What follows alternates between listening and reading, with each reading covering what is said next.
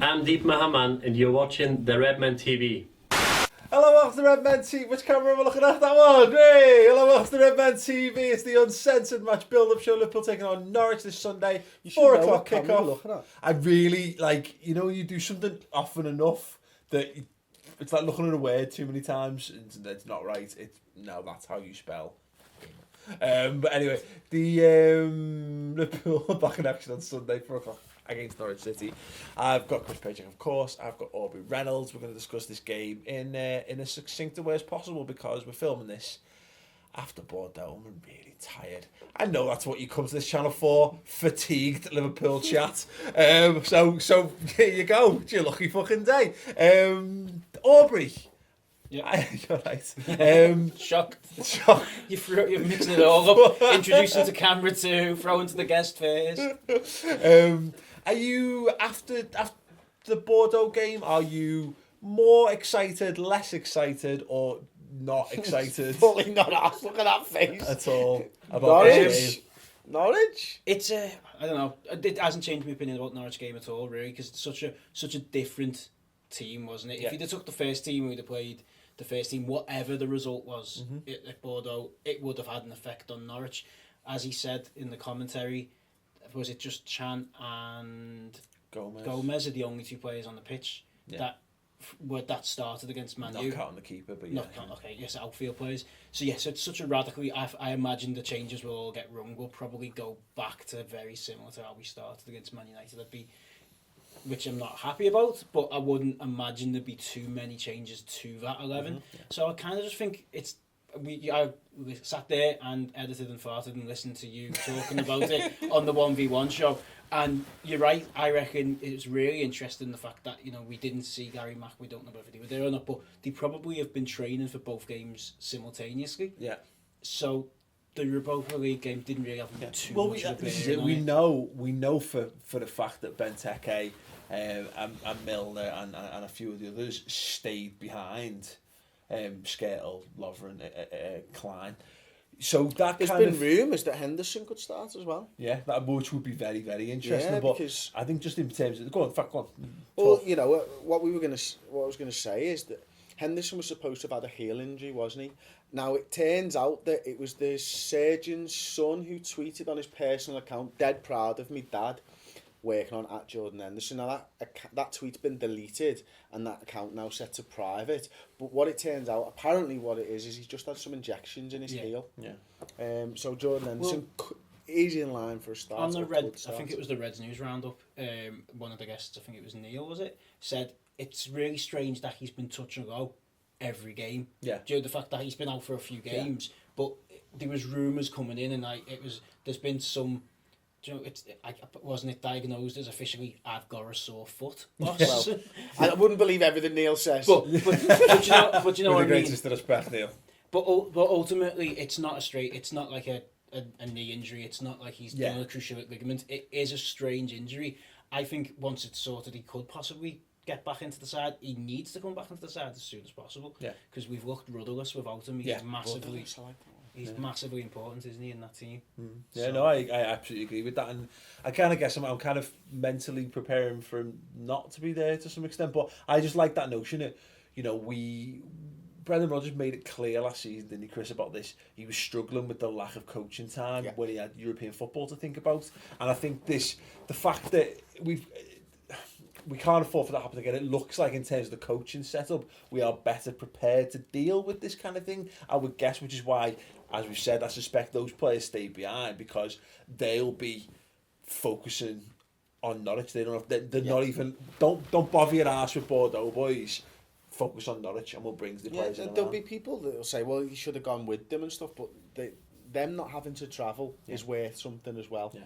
It just shows how seriously he's taking this Norwich game, and he needs to, because he's going to need to get the crowd up for this one as well, big time. And look, if we're better equipped on a coaching side to prepare for a game, then the players should be better prepared. That's what it boils down to, and that's what it's about at the end of the day. The really interesting one for me out of all this, though, because you could say largely the spine of the side there. And obviously we've taken the goalkeeper, and we've taken, and Coutinho played the full game against Bordeaux, which is the only weird one. The fact that Firmino didn't figure at all, it makes me wonder whether there's a plan for him at all. Like, because it would be, you can't see Coutinho not starting the Norwich game, but Firmino should be fresh and ready to go. It's a weird one. I don't know whether that's just because we're limited on numbers. The Colo injury might have threw that out the window. Yeah. He's possibly your third substitute, and then they had to do a substitution really early. Yeah. So I know you said it whilst we were watching the match. The Rossiter Brannigan change didn't really do anything for us. I wonder whether there was an injury there or something, because Rossiter shakes his head when he goes to the manager. When he shakes his head, he doesn't go like any good lad. He does like it looked angry. It looked like, not angry like, can't believe you're taking me off. Like he wasn't happy with something. Like, you mean, which makes so that's two forced ones. And then again, it was said that while we were watching the match, you wanted to see Ings get on the pitch. He looked. He almost gets his goal. Yeah. And if he gets his goal, that's a monkey off his back, and it's done its job, A, because it's got us a goal in the match, and B, for him personally. So if it's had two injuries, one of them's definite an injury, the Toure one, we know that for a fact. Mm-hmm. The Brannigan Rossiter, we don't know. Yeah. There's question marks. You're restricted to one substitution. You can understand why Firmino didn't get on the pitch. Yeah. But then there's the other level of, if it's not, why has he travelled? Why has he not stayed at home? Yeah. To play with the main players, because he's going to be used against Norwich. So. Yeah. Well, I suppose if he can't even get on the bench, Markovic kind of makes increasing sense. I suppose in terms of numbers, we were more short in central midfield of first teamers than we were in the other parts. But it's like I say, it's an interesting one. I hope it puts us in good stead. Aubrey touched on him there, Chris. Danny Ings, we mentioned him a bit on the 1v1 show. I really like him, and for a player who is a centre forward who hasn't scored a professional senior goal for Liverpool yet, I don't know why I quite like him so much. I just really think it's his endeavour, and the fact that he gets into, what he reminds me of. Maybe I'm being a bit harsh on him, but like almost a poor man's Harry Kane, and maybe I am being a little bit harsh. He's not quite got the pace of a top Premier League striker. His finishing, he looks like he's a good finisher to me. He's just not had the rub of the green so far. But he makes intelligent runs and gets into space in the box. And that's what Harry Kane did so well last season. You know what he reminds me of, and this is he's Dirk Kuyt via Luis Suarez. And I get that. I think he's loads more mobile than Dirk Kuyt. But he shares a work ethic with those two players, and I don't think he's not like an out and out number 9. You know what I mean? Like we talked a little bit about Origi, and I think Sturridge does this to some extent. You see them in other areas of the pitch when they absolutely have to be there, but they both want to. You both know where they want to be. They want to be right at the top of the pitch. Whereas Danny Ings looks like the kind of guy who just gets in and about wherever he needs to be. He loves pressing. He loves closing people down. He loves making a nuisance of himself. It comes naturally to him. And like I said, he's not necessarily.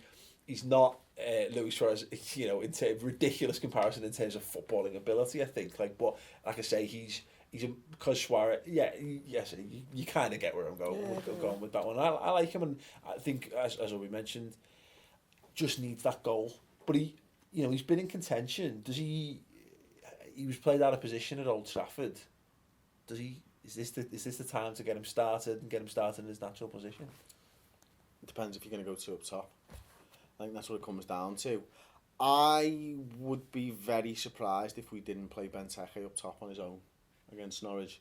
And the reason that I'm saying that is I think that Coutinho and Lallana will probably keep the positions from that game, and probably play as a 2 behind a 1. And I've not really put too much thought into how they set up behind that. No, Firmino. I don't think so.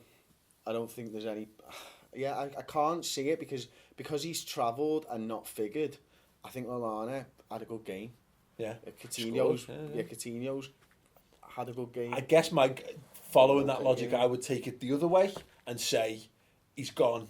He's travelled, but he's not played. Lallana having just come back from injury, it would maybe make more sense for Firmino. But we've seen how much Lallana's been the favouritism towards Lallana while he's been fit this season. So I can see it going one way or the other. What about you, Aubrey? I mean, again, we discussed well, you discussed about how Liverpool go back with discovering their attacking form. We did see Liverpool go back to 3 at the back in Europe. Rogers watches. I know he does. Hi, Brendan. We're still here, mate. Just about. Should we aim for 2 up top at home against Norwich? I personally would. I think we need to score goals. We need to. We could have took the first team. We could have beat Bordeaux 7-0. And if we draw at home to Norwich at the weekend, the fans are going to be rioting. Yeah. There was that. Because of the 2 results before that Europa League game, because it's not a knockout, because it's a league, and it was the first one of it. This Norwich game's huge. It's huge for just our sanity. Yes. For having to pour out this much content about football, and I don't want another bad result. But in general, Liverpool fans, and for Rodgers and for that team, they're a very fragile team because they're so young, they're so new together. They need to get back. So I personally would go 2 up top. You're at home. I don't see the need for 2 holding midfield players. Yeah. We saw how isolated Benteke was. Let's just forget about United because it was away, and they're a team who possibly are above us. And if we think about it too much, it makes us all want to. It makes us weep. But West Ham are better than Norwich. Yeah. But they're a team we should be beating at home, and they're a team we should be scoring a few goals against at home, or definitely creating a lot of chances. Going back to what we had against West Ham, which was Benteke isolated, personally for me I think it's ludicrous, it's foolish, but then there was a few other incidences that made that different. I can probably see him playing 1. I think Firmino will start. Form suggests he'll stick with 1 up front. It seems like we've tried everything in our power not to go with 2 up top, which is the most frustrating thing about Liverpool over the last 12 months in particular. I just think we've got to go for it now. Look, it's all well and good playing solid compact football, and it was great going 3 at the back in Europe because we discussed you don't want to go gung-ho away from it when no matter who you're playing. We can see a goal, but that was almost a great, great. It was almost a stock European away performance there, but at home, and it comes back to it. We want to be entertained at Anfield. We want to fucking win, and we want to win well. And the last time Liverpool did that, to my mind, was when we had 2 up top, or at least the time before that was when we had 2 strikers on the pitch in Sturridge and Suarez. They didn't necessarily play as a 2. Yeah. We found a way to make a fluid way so that when we needed 2 guys up there, we had 2 guys up there. So I'd like to see Benteke and Ings start the game. I agree. I think that there's enough form to suggest that Rodgers won't have to fucking. I don't want to say bottle because it's just like beating him for the sake. It's interesting, isn't it? Because I definitely think because we played 4-3-3, isn't it? And it's that 4-3-3 when 2 of them are the 2 that are supporting Benteke are quite withdrawn. That's what I think most Liverpool fans are angry about being wrong. There's a room to play Lallana, Coutinho, and Firmino in a 4-2-3-1 behind Benteke, but basically the instruction has to be to Firmino and Coutinho and Lallana, support him, get right in there. Now, if you were to write down... The problem is, Aubrey, is that we've seen this time and time again, it all becomes, and we said this little because it becomes a 4-5-1 far too easily. Exactly. You've got to have the courage of your convictions. Whereas if you just go, I'm having 2 up top, it's a lot harder. You could end up getting beat, but ultimately, if we're getting beat at home by Norwich, then the guy needs to fucking go anyway. So what I mean. Then fuck it, So right. I'm of the opinion that we throw caution to the winds in this game because he's got everything to lose, but Liverpool going forward for this season, we need to know. We need to know if we can start to score some fucking goals. Yeah, no, I think you're right. I just can't see it happening. I think, it's so difficult to say right now what's in his head, but I think whether we go 2 up top or whether somebody's there to be that second man, the instruction needs to be to them. You cannot get pinned back. Don't fucking worry about their left midfielders or their fullbacks or whatever bombing on. You've got to hold your position. There has to be some way for us to transition from defence into attack, and that's what we've been fruitless at so far this season. Is there a case to be made in that instance? Then you put. I don't think he is a 10. But if you were to make that 10 Danny Ings, his natural inclination would be to get closer and in and around. I just think you need to just start giving verbal and written warnings out. Don't fucking do it, do you know what I mean? I told you, Firmino, in the last game, you're getting a verbal. Just twattings. Yeah. Just like, yeah. Half-time lashings or something. It's 15 minutes inside the Iron Maiden for you, Roberto. Yeah, you know. The good old Redmen mug thrown at the head. Yeah, exactly. Bring it back. I think 5 minutes in the room of fire. There you go. Fucking, why not? We've got to. We really need to. It's negative reinforcement. Electroshock. Have you seen The Running Man? Yeah. Where they go out beyond the boundaries. If they go too far, well, it should be the opposite. If they fucking if you spend too much time in your own half, bang. Yeah, and dead. Obviously, from the flip side of that, you could even use positive reinforcement, where every time Firmino stays up near Benteke, you throw him a chocolate button. Fans, Chris is advocating that. Yeah, everyone down that end of the pitch. I really, you know what? Given form, I really thought you were going to say something far filthier than that. And I was like, yeah, I give him, go on, a chocolate button. Very nice, very nice way of doing things. Yeah, great, amazing. Yeah, we just got, imagine Christian, immobile Christian Benteke would be by the end of the season or something like that. He's not getting any, is he? No, Come on, man. No buttons for you, Benteke. You stay up there. You know your job. More overhead kicks. And we'll get you, we'll get you the Toblerone at the end of the season.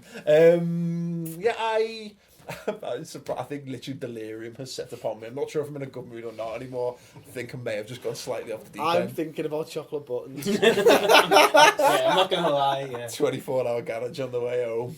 Chocky buttons, rock and roll. Well, I think yeah. Well, should we talk about Norwich?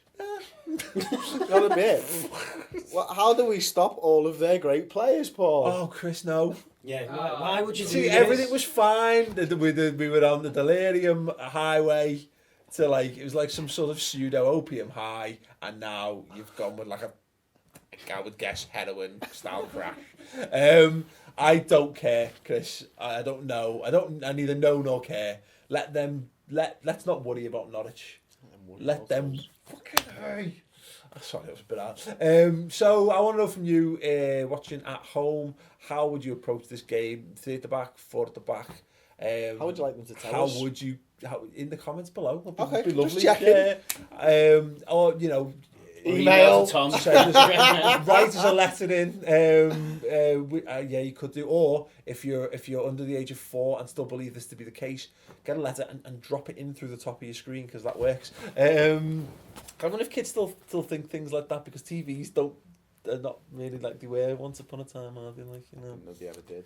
I did. It was just me. Really thought. I never wonder why Philip Schofield didn't get me letters, and my dad used to cry every few weeks. Yeah, let's know your thoughts on any of those things in the comments below. Yeah, how are you feeling in general as well? Let me know your feeling and your thoughts on life. Are you really down? I've lost all sense of where I am as a fan, to be honest. Fuck it. You know what? I'm just gonna I'm genuinely on the wire. I'm literally every hour or so I'm thinking, sack him, give him a chance. You know what? We're going 2 up top. We're going 1 up top. You know what I'm literally gonna do because fuck it. I'm gonna literally wipe the slate clean. I'm gonna write any bad off the slate on a game by game basis at the moment until he gets sacked. If he gets sacked, whatever, man, we move on. But I can't. You know what I can't be arsed with? I can't be arsed with this game at the weekend. No, I'm just in general. Finish the sentence. Full stop. I can't be arsed watching this game with angry, gritted teeth and going and thinking everything's shit and going, you know what I mean? Because I've seen something on Twitter, what the fuck you do? Just fucking watch the match, man. Try and enjoy the fucking game. And if we get beat or we're fucking abject, then you know what? Go ape shit. Let's get on the barricades, you know what I mean? But until that point, just fucking try and enjoy the footy. I just can't be arsed being pissed off with it. You know what I mean? Really, and there's plenty of time for that. New game's about to start. Bunch of players. We're all fit. We're all prepared. We're at home. If we get beat, let's worry about it then. But until then, let's just fucking try and enjoy it. Score prediction, Paul? Fucking no idea. I really thought you were going to throw a 4. Oh yeah, 3-0 to Liverpool. Wow, okay, who's scoring? Christian Benteke. Yeah. Danny Ings. Yeah. I'm Philip Coutinho. Okay, Aubrey. I want it to be 3-0. I want it to be an all attacking. I'll take a 1-0. What do you think it'll be then? 1-0. Yeah. What are you? I don't know. I've not really thought about it. You've had all that time. Yeah. I'm gonna go 2-1 to the Mighty Reds. Okay, cool. What order are the goals going to come? Lovren's gonna score an own goal, and then Benteke's gonna score 2. Okay. I don't mind the two. If we're going to win 2-1, I think we'll probably go 2-0 up and everyone will be dead good and everyone will be like, oh, this is better. Then we'll concede a really shit goal and that'll make everyone... Yeah, exactly. And everyone will come out feeling like loads more dejected than they should do because it's shit being a Liverpool fan. Slipping. Told you. Just don't know which way to go. Let us know your thoughts, how you're feeling, your score predictions. Via the medium of semaphore.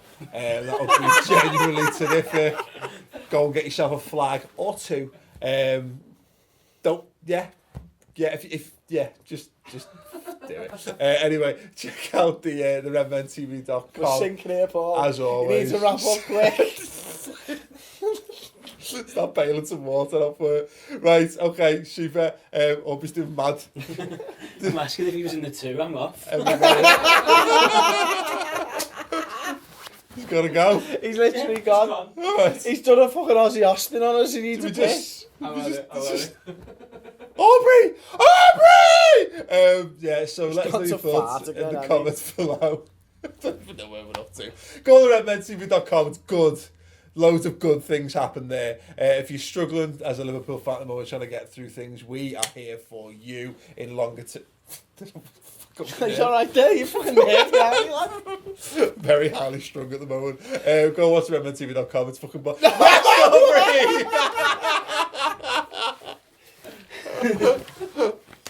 Semaphore, bitch! So yeah, get your We've semaphore. had those flags. How many years?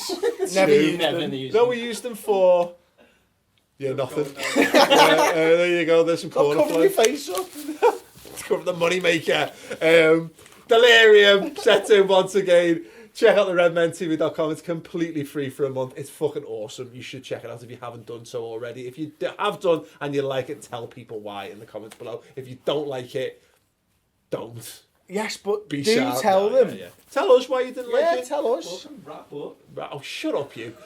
All of your thoughts to tom@theredmentv.com. Yeah? Are you bored? Just need something to do?